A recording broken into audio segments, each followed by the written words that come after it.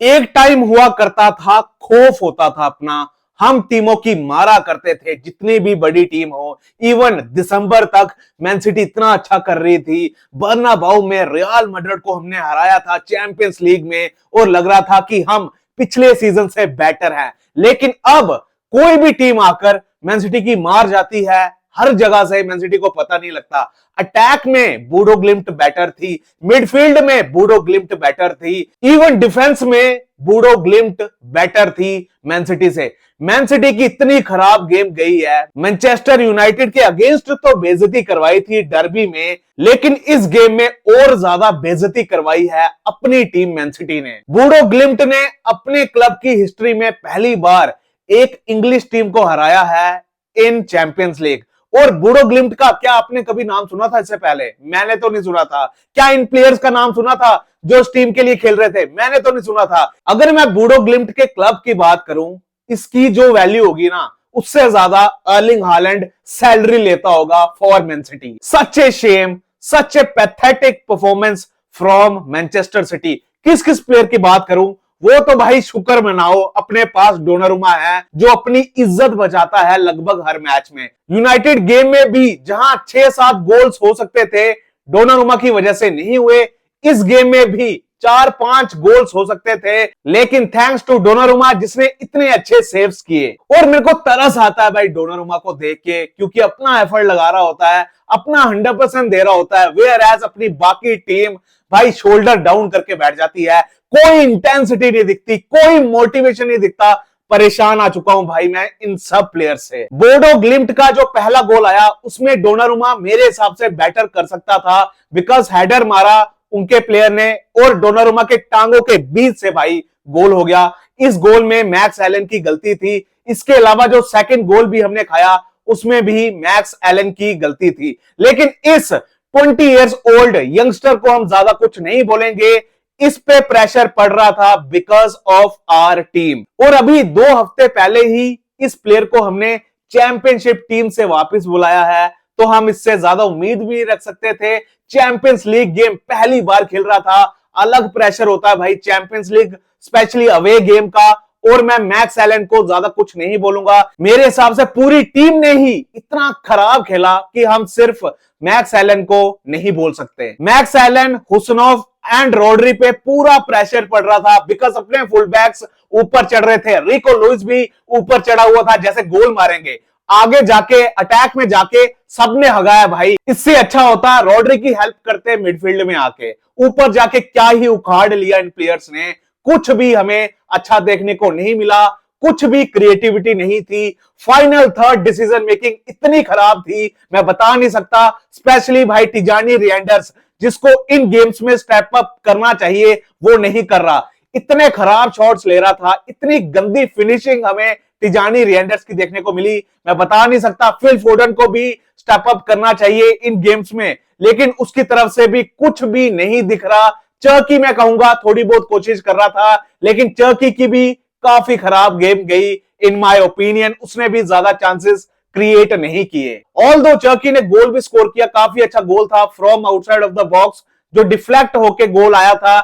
लेकिन भाई स्टिल मैं कहूंगा चर्की वॉज वेरी पुअर। इसके अलावा अर्लिंग हालैंड, एक और खराब गेम। क्या हो गया भाई हालैंड को? कहां भाई दिसंबर तक इतना अच्छा प्लेयर लग रहा था, हम बैलन डोर की बातें कर रहे थे हालैंड के लिए, और अब 2026 man city and Erling Haaland के लिए इतना खराब साबित होगा, हमने सपने में भी नहीं सोचा था। आई नो हालैंड के लिए हम ज्यादा चांसेस नहीं बना रहे थे, लेकिन मेरे हिसाब से 1-2 चांसेस थे हालैंड के पास इस गेम में, जहां उसको स्कोर करना चाहिए था। आमतौर पे उन चांसेस को बरी करता है अर्लिंग हालैंड, लेकिन लग रहा है कि हालैंड का भी कॉन्फिडेंस काफी ज्यादा लो है। जब हालैंड की अच्छी फॉर्म चल रही थी, तब हालैंड ड्रॉप भी करता था, बॉल रिसीव भी करता था, अपने डिफेंस को भी हेल्प करता था, और हमें अच्छा होल्ड अप प्ले भी हालैंड का देखने को मिलता था। लेकिन अब हालैंड भी काफी ज्यादा रस्टी लग रहा है, डीमोटिवेटेड लग रहा है, और लग रहा है भाई कि उसको लंबी रेस्ट की जरूरत है।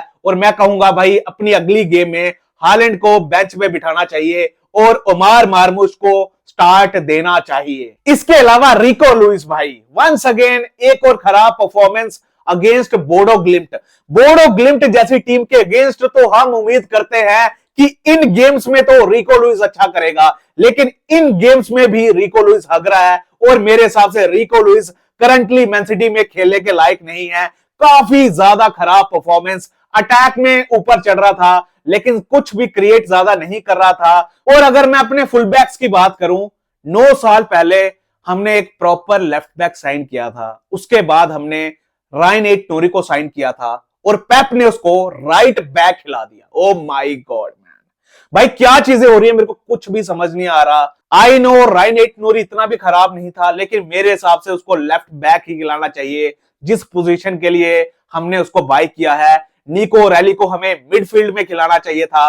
रॉड्री को काफी ज्यादा हेल्प की जरूरत है, बिकॉज रॉड्री अब पुराना रॉड्री नहीं बचा है, लंबी इंजरी के बाद वापस आया है और काफी ज्यादा रस्टी लग रहा है, अपनी स्पीड खो चुका है, जो खतरनाक पासेस देता था वो भी भाई अपनी स्किल भूल चुका है। इतने गंदे पासेस किए रॉड्री ने, और जो मैन सिटी ने थर्ड गोल खाया उसमें रॉड्री ने ही बॉल लूज की थी। इसके अलावा भी रॉड्री ने काफी बार बॉल लूज की, और भाई रॉड्री अपना कैप्टन था और जैसा रॉड्री ने सेकंड येलो कार्ड लिया, भाई काफी ज्यादा डिसअपॉइंटेड हूं मैं रॉड्री से।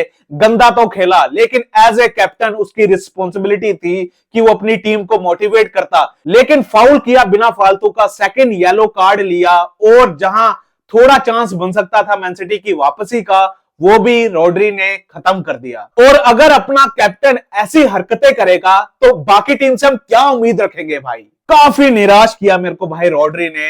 मैं होप करूंगा कि रॉड्री अपनी पुरानी फॉर्म में वापस आ जाए। अब भाई रॉड्री को देख के लग रहा है कि निको गोंजालेस कितना अच्छा कर रहा था फॉर मैन सिटी। निको गोंजालेस को भाई काफी ज्यादा मिस किया, और मेरे हिसाब से अब आगे आने वाले मैचेस में हमें मिडफील्ड में डबल पिवट जरूरी चाहिए भाई। निको गोंजालेस एंड रॉड्री का हमें डबल पिवट चाहिए। अगर दोनों में से कोई नहीं है तब भी हमें डबल पिवट चाहिए। हम चाहते हैं कि अपनी मिडफील्ड में फिजिकलिटी बढ़े, जो लैक कर रहे हैं हम in this year. Same story भाई मेरे को लगा बोडो ग्लिम्ट वाले यूनाइटेड वाली गेम देख के आए होंगे, सेम उन्होंने वैसा ही खेला और मैन सिटी को काफी ज्यादा परेशान किया, वैसे ही काउंटर पे हिट किया, वैसे ही लो मिड ब्लॉक में बैठे हुए थे और काफी अच्छी डिफेंडिंग की। और हम इतना ज्यादा मिस कर रहे हैं रूबिन डियास एंड ग्वार्डियोल को, मैं बता नहीं सकता भाई। दोनों का पेयर इतना अच्छा कर रहा था फॉर मैन सिटी, लेकिन किसकी नजर लग गई भाई मैन सिटी को। इतनी सारी इंजरीज भाई। नूनेज जो एज राइट बैक इतना अच्छा कर रहा था, one of the best right back था प्रीमियर लीग में, वो भी भाई फ्लू के कारण से इंजर्ड बैठा हुआ है। सोचो भाई मैन सिटी के कितने लगे हुए हैं, इंजरी पे इंजरी हुए जा रही है अपने मेन प्लेयर्स की। मैं होप करूंगा नूनेज जल्दी आएगा, हमें काफी ज्यादा जरूरत है भाई नूनेज की। मैं होप करूंगा रूबिन डियास भी जल्दी आएगा, बिकॉज रूबिन डियास की लीडरशिप हम मिस कर रहे हैं अपनी डिफेंस लाइन में। इस गेम में अपनी डिफेंस लाइन में कोई भी लीडर नहीं था, इसीलिए आके को खिलाना जरूरी था। लेकिन मैं समझ सकता हूं आके परफॉर्म अच्छा नहीं कर रहा था, इसीलिए उसको बेंच पे बिठाया होगा।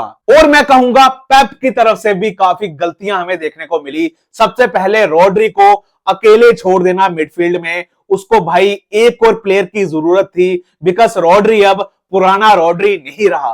और जब हमें पता है कि अपनी टीम अच्छा नहीं कर रही तो हम हाई लाइन क्यों खेल रहे हैं भाई। हमें क्यों पोजेशन बेस्ड फुटबॉल खेलना है, क्यों नहीं हम सिट बैक करके काउंटर अटैकिंग फुटबॉल खेले। कम से कम रिजल्ट तो आएंगे, कम से कम हम रिजल्ट ग्राइंड तो करेंगे। अर्लिंग हालैंड जैसे प्लेयर वैसा फुटबॉल खेलने के लिए तरसते हैं भाई। वैसा ही फुटबॉल हमने स्टार्टिंग में भी खेला था जब हम रिजल्ट ग्राइंड कर रहे थे। और जब हमें पता है उसनोव को छोड़ के कोई भी अच्छे रिकवरी रन्स नहीं मारता, तो क्यों हम हाई लाइन खेल रहे हैं, मेरी समझ से बाहर है। और चलो भाई हाई लाइन खेलना था, तुम्हें इंस्ट्रक्शंस मिली होंगी, लेकिन अपने प्लेयर भाई बॉल लूज कर रहे थे तो काफी स्लो ट्रैक बैक कर रहे थे, जॉगिंग करते हुए वापस आ रहे थे। तो मैन सिटी की तरफ से कोई भी हमें इंटेंसिटी देखने को नहीं मिली। इवन मैं पेप लिंडर्स को भी बोलना चाहूंगा, इतनी खराब प्रेसिंग अपनी टीम से, भाई ऐसे प्रेसिंग करेंगे हम।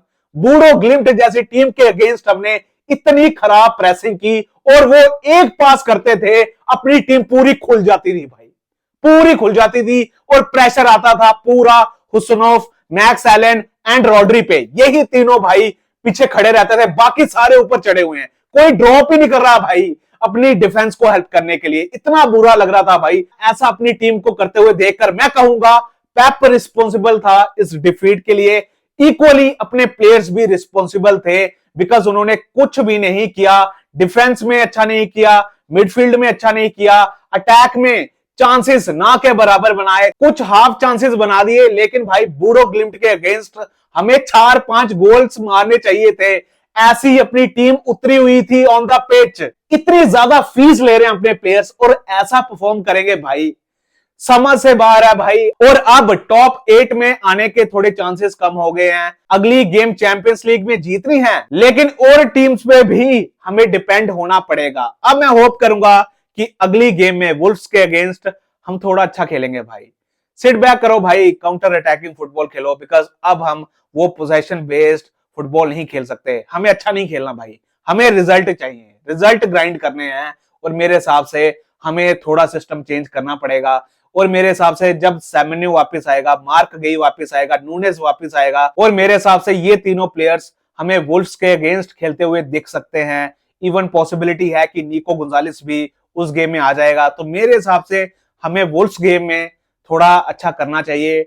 आई नो वहां अच्छा कर देंगे, लेकिन भाई पहले डर्बी में बुरी तरह हारना और अब बूडो ग्लिम्ट जैसी टीम से हारना काफी ज्यादा दर्द दे रही है भाई। और मैं कहूंगा हम लास्ट सीजन भी इतना गंदा नहीं खेले थे जितना गंदा हम पिछली 2 गेम्स में खेले हैं। आई नो जैसे मैनसिटी फैंस काफी ज्यादा डिसअपॉइंटेड हैं, वैसे ही अपनी मैनसिटी स्क्वाड भी काफी ज्यादा डिसअपॉइंटेड होगी अपनी परफॉर्मेंस से। इवन अपना मैनेजर भी काफी ज्यादा डिसअपॉइंटेड होगा। लेकिन भाई लोगों क्या ही कर सकते हैं। मैं होप करूंगा कि आगे चीजें बेटर होंगी, जिसकी उम्मीद कम है, लेकिन भाई होप फॉर द बेस्ट।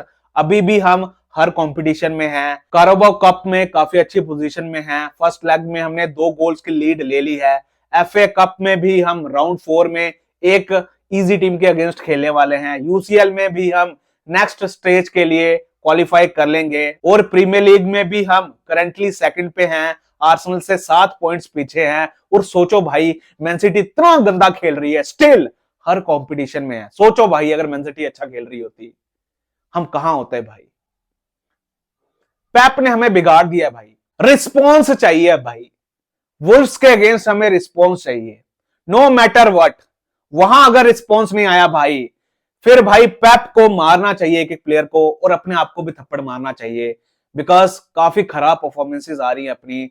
और बूडो ग्लिम्ट जैसी वीक टीम के अगेंस्ट भाई ऐसा परफॉर्म करना। बूडो ग्लिम्ट ने पिछले 1.5 महीने से कोई भी कॉम्पिटिटिव गेम नहीं खेली थी। लास्ट गेम उन्होंने दिसंबर में खेली थी अगेंस्ट डॉर्टमंड, और उनका भाई प्री सीजन चल रहा है, फ्रेंडलीज खेल रहे हैं, उनसे हार गए भाई। सच a shame, such A disappointed result, इतनी गंदी परफॉर्मेंस। मैं होप करूंगा कि अपने प्लेयर्स, अपना मैनेजर शीशे में देखेंगे और देखेंगे कि कहां गलतियां हो रही हैं और अपनी गलतियों से सीखेंगे। बिकॉज यूनाइटेड के अगेंस्ट जो हमने गलतियां की, उन गलतियों से हमने बिल्कुल नहीं सीखा। मुश्किल लग रहा है मैनसिटी के लिए आगे आने वाला सीजन, मुश्किल लग रहा है मैनसिटी के लिए आगे आने वाला सफर, लेकिन होप करेंगे बेस्ट के लिए। होप करेंगे कि मैनसिटी दोबारा अच्छा परफॉर्म करेगी, रिजल्ट ग्राइंड करेगी और भाई ट्रॉफीज जीतेगी। बिकॉज हम भाई एक और ट्रॉफी लेस सीजन नहीं देख सकते एज ए मैनसिटी फैन। तो भाई लोगों करते रहिए इस ब्यूटीफुल क्लब को सपोर्ट, इस ग्रेट क्लब को सपोर्ट। आई नो टाइम खराब चल रहा है, लेकिन होप करते हैं भाई बेस्ट के लिए। Come on city.